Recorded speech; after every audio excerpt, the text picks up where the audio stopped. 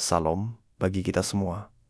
Bapak Ibu Saudara yang terkasih dalam Yesus Kristus Tuhan, selamat datang di channel YouTube ini. Mari kita pakaikan waktu yang singkat ini untuk bersama-sama mempelajari firman Tuhan.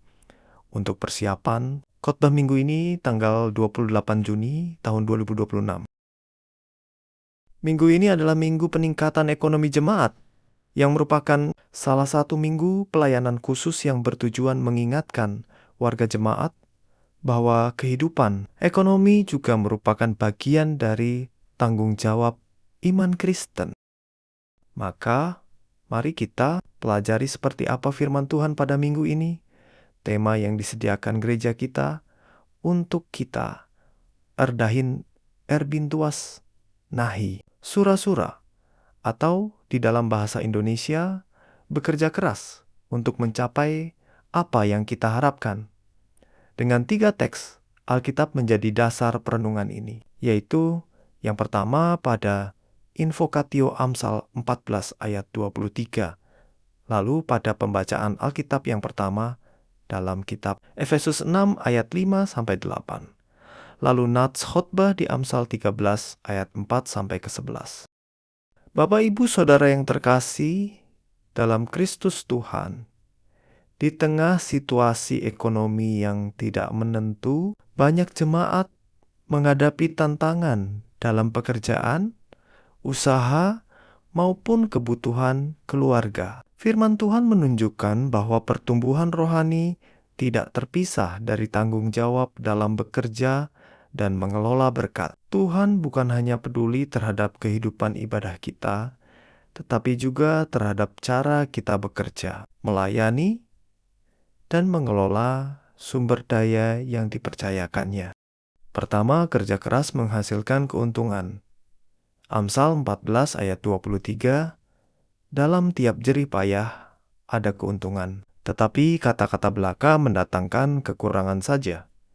Kitab Amsal menegaskan bahwa kerja keras dan ketekunan menghasilkan manfaat. Orang yang hanya banyak berbicara tentang rencana, tetapi tidak bertindak, akan mengalami kekurangan.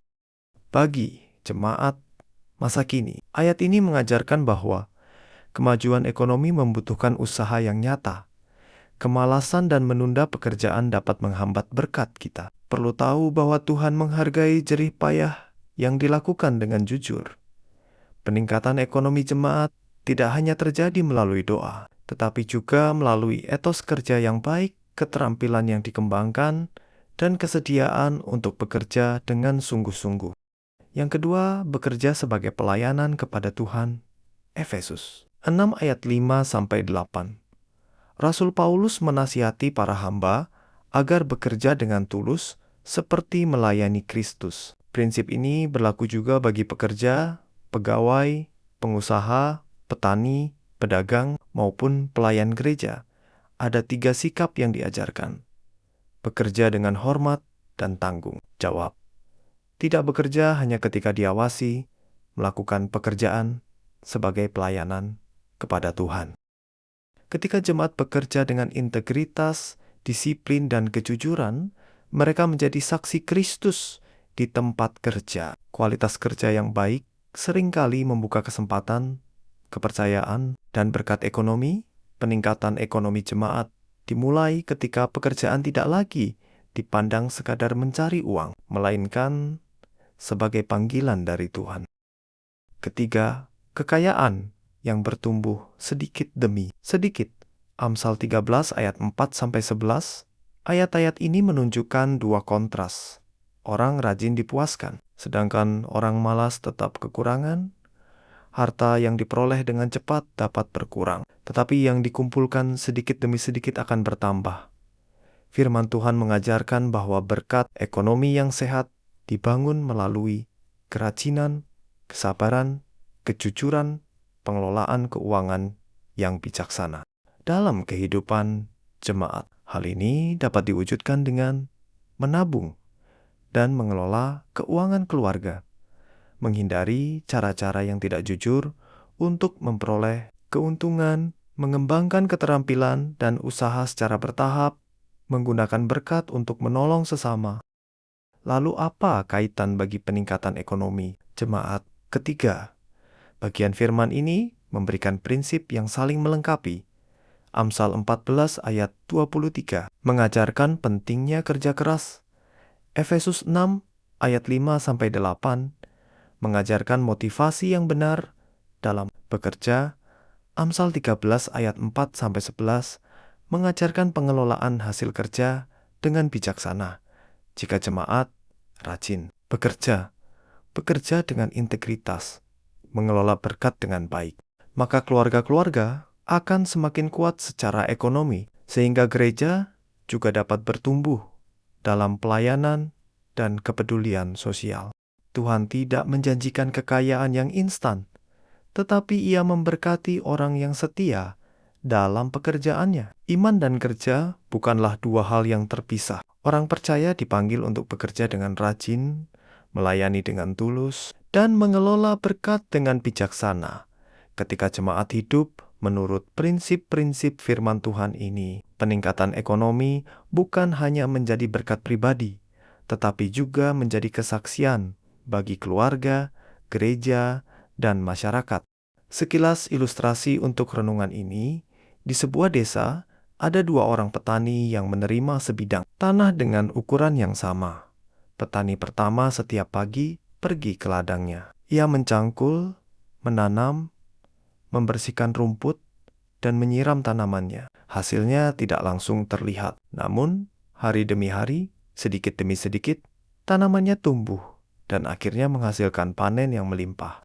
Petani kedua sering berkata, "Suatu hari nanti aku akan mengolah ladang ini." Ia banyak berbicara tentang hasil panen yang besar, tetapi jarang pergi ke ladang. Ia lebih banyak menunggu keadaan yang baik dan berharap hasil datang dengan sendirinya. Ketika musim panen tiba, ladangnya tetap kosong.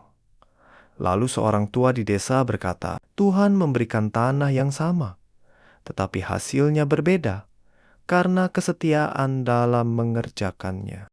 Demikian juga kehidupan kita. Tuhan telah memberikan kepada setiap jemaat waktu, pekerjaan, kemampuan, dan kesempatan. Ada yang menjadi petani, pegawai, pedagang, guru, atau pekerja lainnya. Ketika kita bekerja dengan rajin, jujur, dan melakukannya untuk Tuhan, sedikit demi sedikit Tuhan akan menumbuhkan hasilnya.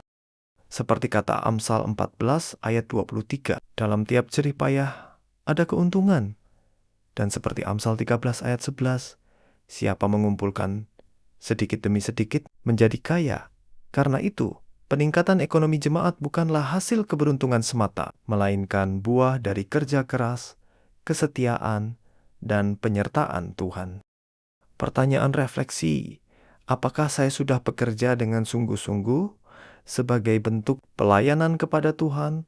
Apakah saya mengelola berkat Tuhan dengan bijaksana? Bagaimana keluarga dan gereja dapat bersama-sama membangun budaya kerja yang rajin dan jujur? Jawab di hati, dan mari kita renungkan. Amin. Terima kasih telah menonton video ini. Jangan lupa, tetap dukung channel ini agar terus berkembang dengan like, komen, share, dan subscribe. Tuhan memberkati kita semua. Sampai jumpa lagi.